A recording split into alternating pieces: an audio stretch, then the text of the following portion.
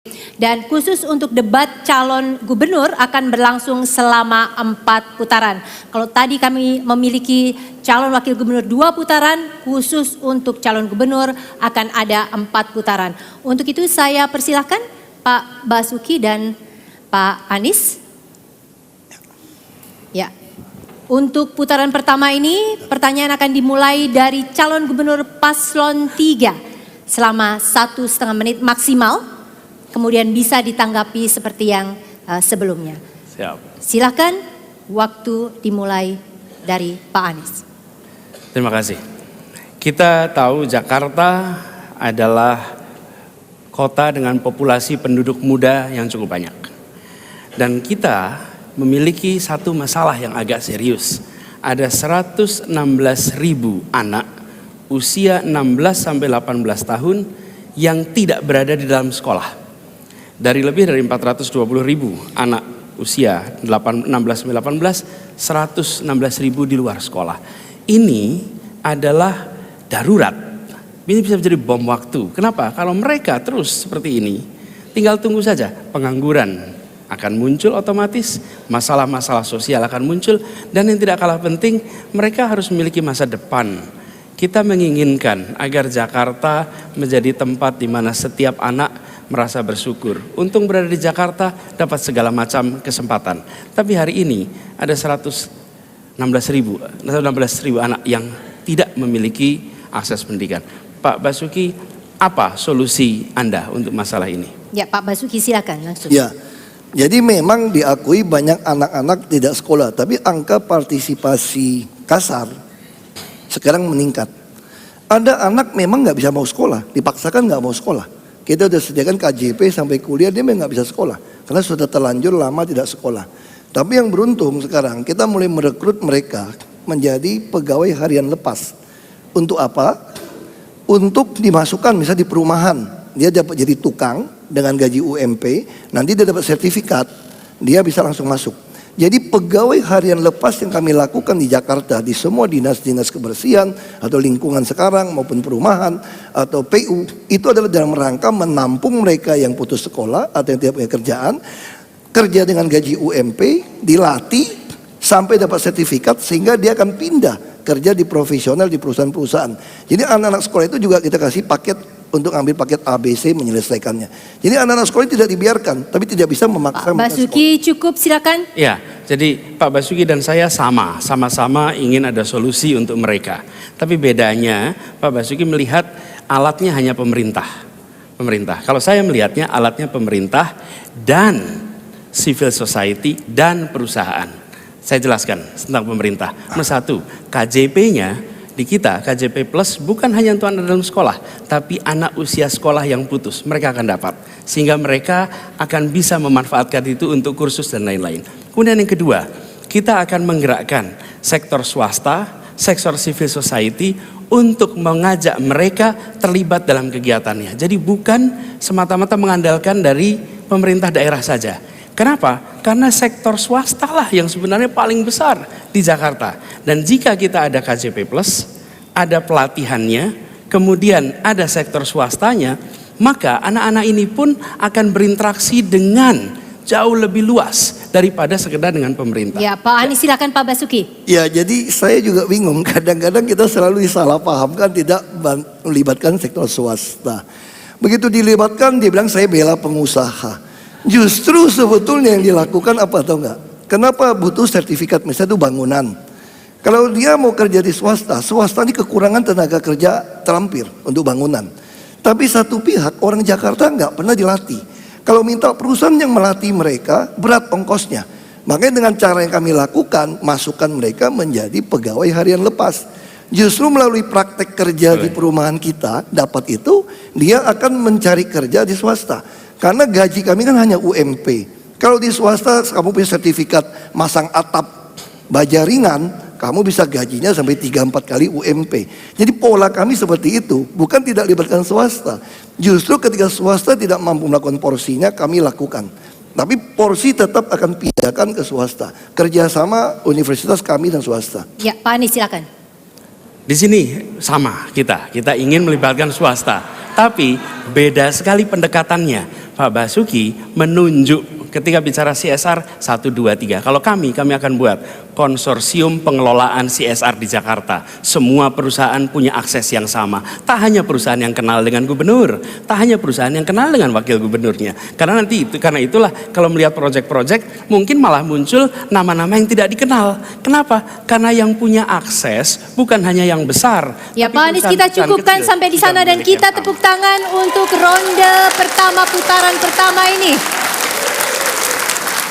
Baik, untuk ronde pertama putaran kedua, pertanyaan dimulai dari calon gubernur paslon 2 Pak Basuki, waktunya maksimal 1,5 menit diajukan kepada paslon ketiga. Ya, nuwun sewu Pak Anies. Jih, monggo Pak. Ya. Mbok menawi Bapak sakit soro jawi kula Ya, matur nuwun. Basuki kan. Jih, seneng Pak. Nuwun. Jadi ini yang kita mau tanyakan, ini menarik ketika bicara reklamasi. Saya mempunyai kumpulan berita ketika 13 Oktober Pak Anies jelas mengatakan menolak reklamasi. 16 Desember 2016 menolak reklamasi. Tapi begitu masuk ke 8 Februari, Pak Anies mengatakan mau mengalihkan fungsi lahan reklamasi untuk kepentingan publik. Lalu di Februari lagi bilang menolak reklamasi lagi. Tapi bilang pro reklamasi akan dibangun fasilitas publik yang bisa bermanfaat semua warga. Di 17 Maret bilang kita akan ikutin pengadilan. Tadi terang-terangan mengatakan akan menolak reklamasi. Pertanyaan saya, dari 17 pulau reklamasi, ada satu pulau yang sudah dimanfaatkan, itu Pulau N. Banyak orang tidak pernah sadar, Tanjung Priok yang baru, itu Pulau N, itu sudah beroperasi, hasil reklamasi. Pertanyaan saya, kalau memang itu untuk mengurangi biaya logistik, kalau ditolak reklamasi yang sudah terlanjur dibangun, itu mau diapakan? Mau dibongkar atau diapakan? Ini yang saya pengen tahu. Terus bagaimana cara kita menghadapi keputusan pemerintah pusat, Kepres ini, dari zaman Pak Harto, yang sudah diputuskan termasuk dari Bappenas, bagaimana kita membatalkan reklamasi yang akan menghasilkan 1,2 juta tenaga kerja, menyerap 1,2 juta tenaga kerja. Ya. Saya gitu mau tanya. Pak Anies.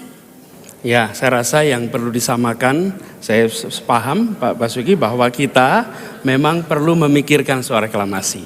Tapi pendekatan kita berbeda. Ini soal keberpihakan. Kita mau beri pada yang sama, pada siapa? Jakarta diputuskan punya lahan tambahan. Lalu lahan tambahannya untuk siapa? Di situ pertanyaan mendasarnya. Dan diberikannya pada siapa? Kepres 52 tahun 95 menyatakan eksplisit di pasal 4. Wewenang dan tanggung jawab reklamasi ada pada gubernur. Karena itu ketika saya gubernur, saya akan memanfaatkan otoritas ini untuk rakyat banyak, bukan untuk sekelompok orang. Jadi ketika ada sebuah lahan baru, saya katakan untuk kepentingan publik. Ini nomor satu. Yang kedua yang tidak kalah penting. Reklamasi itu sendiri yang sekarang dijalankan beda dengan yang ada di dalam Kepres ini. Beda sekali. Kalau Anda lihat bentuknya, di Kepres itu ada bentuknya. Yang sekarang berbeda sekali. Cukup Pak Basuki, silakan. Saya kira jangan membohongi. Gambar peta reklamasi bukan dari saya. Semua pulau dari saya. Dulu dalam 18 pulau, 1,5 pulau dipotong karena kena arus air panas PLTU. Dan mau apa lagi? Seluruh hasil reklamasi sertifikatnya milik DKI. Lalu hampir 48% itu digunakan buat fasum dan fasos untuk DKI. Lalu apalagi 5% dari tanah yang bisa dijual oleh pengembang ini boleh dipakai untuk nelayan lagi, untuk masyarakat.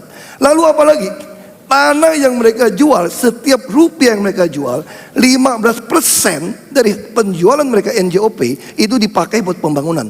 Sehingga kita akan mendapatkan dalam 10 tahun 158 triliun kira-kira uang dari reklamasi.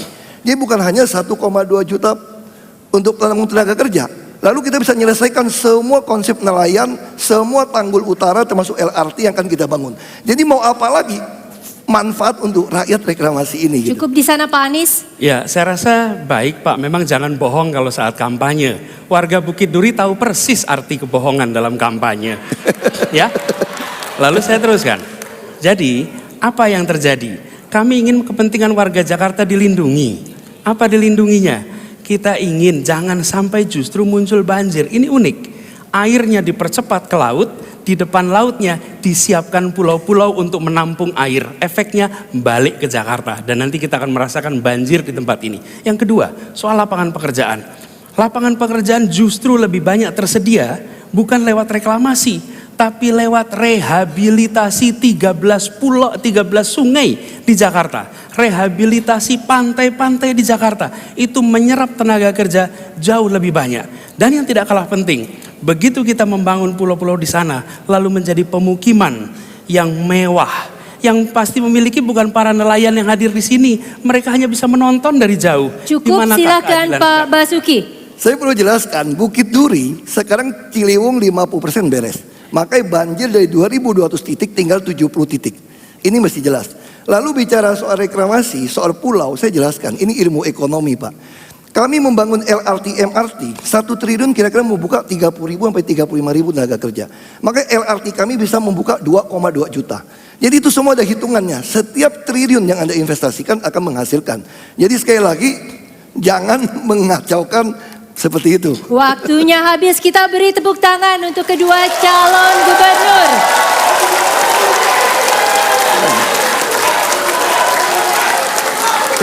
Baik, kita tenang kembali, masih ada 2 putaran lagi. Baik, untuk putaran ketiga ini, Pak Basuki, Pak Anies akan dimulai dari calon gubernur paslon 3. Waktunya maksimal 1,5 menit, silakan diajukan pertanyaan. Pilkada ini merupakan pilkada yang cukup dinamis. Dan kemudian juga konsekuensinya keterlibatan luar biasa. Bahkan bukan hanya warga Jakarta yang memperhatikan, nasional pun memperhatikan apa yang terjadi di pilkada ini. Efeknya juga jelas, ada yang mendukung paslon 2, ada yang 3, ada yang 1 dan lain-lain. Karenanya sebagai pemimpin saya menyadari bahwa yang harus dirangkul bukan saja birokrasi, yang harus tegas bukan hanya dengan birokrasi, tapi memimpin kepada semuanya. Seorang gubernur bukan sekedar administratur, tapi dia adalah pemimpin bagi seluruh warganya. Karenanya tugasnya tidak hanya melayani, tapi juga menggerakkan warga, menggerakkan masyarakat. Dan tantangan kita kemudian sesudah pilkada ini adalah membangun persatuan.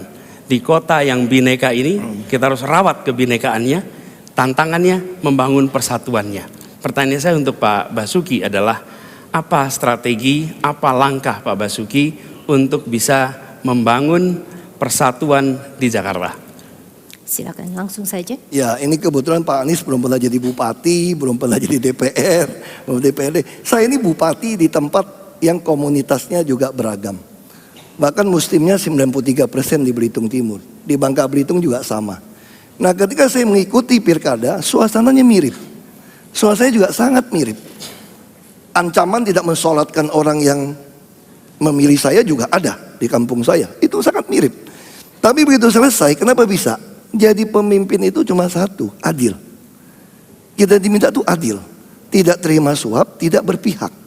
Ketika kita adil, tidak terima suap dan tidak berpihak, maka otomatis rakyat itu akan merasakan manfaatnya. Bahkan tim sukses saya pernah mengeluh, beda kami apa dengan yang tidak pilih Bapak? Sama.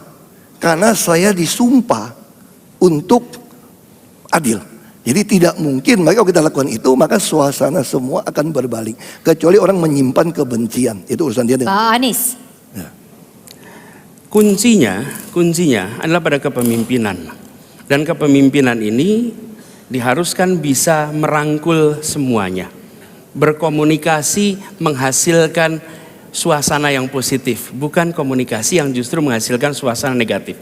Karena itu ketika kita bertugas, langkah yang kita lakukan konkret. Hari ini ada terkotak-kotak, ada sekat-sekat. Maka gubernur, wakil gubernur akan menjadi jembatan komunikasi antar kelompok di Jakarta. Yang kedua, gubernur akan membereskan masalah ketimpangan yang di Jakarta. Ketimpangan antara siapa? Yang bekerja dengan tidak bekerja, yang sekolah dengan tidak sekolah, mereka yang kaya dengan yang prasejahtera. Karena persatuan itu hanya bisa dibangun jika ada perasaan rasa adil. Dan rasa adil itu bukan di kata-kata, rasa adil itu pada programnya, pada kegiatannya. Karena itu solusi yang kita lakukan untuk membangun perasaan bersatu ini adalah dengan membereskan ketimpangan menjadi jembatan. Cagup 2 silakan menanggapi kembali. Saya kira Pak Anies mungkin kurang terinformasi di Jakarta ya. Siapa bilang Jakarta nggak adil? Orang PBB, orang miskin tuh 1 miliar tidak bayar. Yang BPHTB 2 miliar tidak bayar. Yang di atas itu kalau nggak bisa bayar boleh ditangguhkan. Boleh saya tanya, Yang sudah naik adil bus, Jakarta? mohon maaf Pak, saya lagi jelaskan Pak, sabar Pak. Ya. Sabar Pak. Ya. Dilanjutkan. Jadi ini yang saya sampaikan, di mana tidak adil. Makanya 2 tahun saya memimpin, di mana yang tidak adilnya. Orang bisa merasakan, yang menikmatin kartu Jakarta Pintar siapa? Yang nikmatin makan daging 35.000 siapa? Yang nikmatin tidak naik bus tidak bayar siapa? Jadi kesehatan siapa? Sekarang saya tanya, ada nggak orang ngutang duit sama perusahaannya atau taukenya atau bosnya ketika keluarganya sakit di Jakarta? Nggak ada lagi. Para nelayan bisa lihat, jujur saja dalam nurani kita bicara. Nelayan sekarang lebih baik nggak ngurusin sekolah, nggak usah pusing. Itu siapa yang nikmatin? Nah itulah yang saya katakan adil. Kini giliran Pak Anies. Ya, saya rasa unik jika sekarang dikatakan Jakarta sudah adil. PR keadilan di Jakarta masih terlalu banyak. Datanglah Pak Basuki ke kampung-kampung di Krukut yang cuma 4 km dari balai kota. Lihatlah kenyataan di sana. Bapak akan merasakan ketimpangan yang luar biasa. Dan ini adalah saudara kita. Jadi kalau dikatakan sudah adil, sebentar itu PR. Bahwa Pak Basuki sudah melakukan ABCD program iya, tapi soal keadilan belum selesai. Karena itu saya katakan PR utamanya programnya. Cukup Pak Anies, kita berhenti sampai di sana. Dan sekali lagi aplaus untuk para calon gubernur. Ada yang menggantung tapi sudah habis, kita harus cukupkan. Baik. Ya. Kita lanjut kepada ronde kedua, putaran kedua, dan ini adalah putaran yang terakhir. Untuk putaran terakhir, silakan pertanyaan dimulai dari calon gubernur paslon 2 Pak Basuki. Waktunya maksimal 1,5 menit. Nah saya juga agak penasaran ini, mohon maaf juga Pak Sandi. Antara Pak Sandi dan Pak Anies kalau di berita saya agak membingungkan. Soal 0 rupiah, dari 0% 0 rupiah untuk pembelian tanah. Nah kemudian saya melihat ini untuk yang 7 juta penghasilannya. Nah saya ingin tanyakan, rumah yang Bapak sediakan itu rumah tapak atau rumah susun? Lalu untuk orang berpenghasilan 7 juta atau 3 juta? Karena Pak Sandi juga bilang orang yang gaji 4 juta ke bawah nggak bakalan mungkin beli rumah di Jakarta. Ini fakta. Lalu nggak mungkin rumah tapak karena tanahnya mahal. Ini adalah rumah susun. Nah ini yang saya agak membingungkan. Sama kita tadi kan bilang tidak adil. Justru kami mengadministrasi keadilan sosial. Misalnya di Krukut, kenapa kita pindahkan dia dengan rumah yang lebih baik? Karena dia nggak mampu beli rumah, maka kita sediakan rumah susun. Dia sewa mahal, bisa 600.000, 700.000. Maka kami itu nggak sewa. Kamu kalau punya apartemen, biaya rawatnya tuh ukuran 36 bisa 800.000. Belum sewanya. Nah makanya kami membuat pola yang berbeda. Makanya saya ingin tegaskan dari Pak Anies dan Pak Sandi, rumah yang Anda bangun rumah tapak atau rumah susun untuk berpenghasilan 7 juta atau 3 juta. Karena dia bilang nggak mampu. Saya kira itu. Terima kasih. Pak Anies. Ya, kalau boleh Pak Basuki saya bilang juga nyuwun sewu, Ya. Mbak Menawi pemahaman Bapak Rati agak keliru di situ. Gini, kami tidak membicarakan membangun rumah, kami bicarakan pembiayaannya. Kenapa? Yang membangun bisa pemerintah, bisa swasta, tapi yang kita siapkan instrumen pembiayaannya. Kenapa instrumen pembiayaannya ini penting?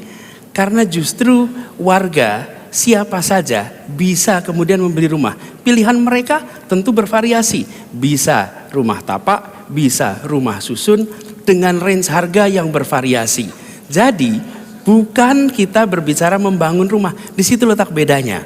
Kalau kita berpihak pada rakyat kebanyakan, maka kita carikan solusi agar mereka bisa mencari pilihan sesuai dengan yang mereka maui. Tapi kalau kita hanya top down, mengerjakan yang mudah, cukup bangun rumahnya, lalu minta mereka untuk masuk. Di situ perbedaan mendasarnya.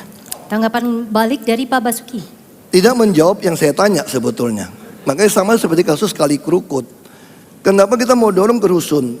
Karena menurut penelitian dari PBB, ini semua sudah ada aturannya.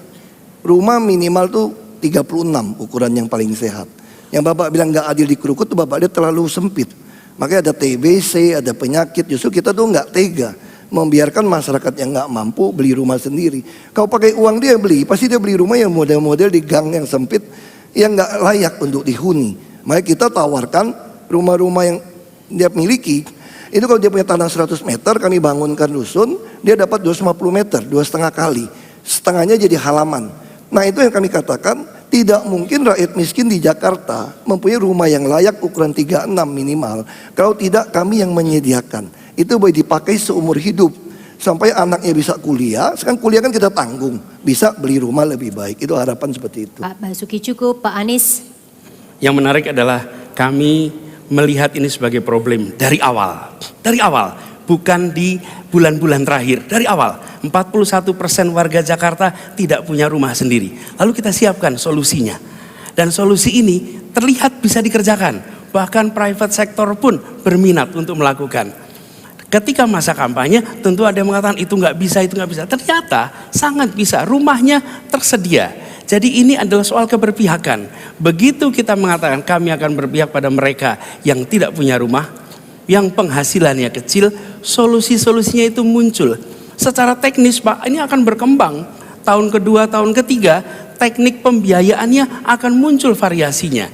Tapi yang berbeda adalah kita membicarakan tentang pembiayaannya. Suplai pembangunan rumahnya dari masyarakat, dari pemerintah, tapi aksesnya pada mereka yang miskin punya rumah. Tanggapan terakhir dari Pak Basuki. Saya jujur aja dari tadi nggak menemukan jawabannya. Ini terlalu retorika ya. Ini fakta. Tadi Bapak mengatakan 41% orang nggak punya rumah. Itu kenapa kami ngotot di Pulau Reklamasi. 23, kita harus pikir 30 tahun akan datang. Penduduk tambah banyak. Mau tinggal di mana? Rumah gitu mahal, makanya kami pengen setengah dari pulau itu punya kami DKI.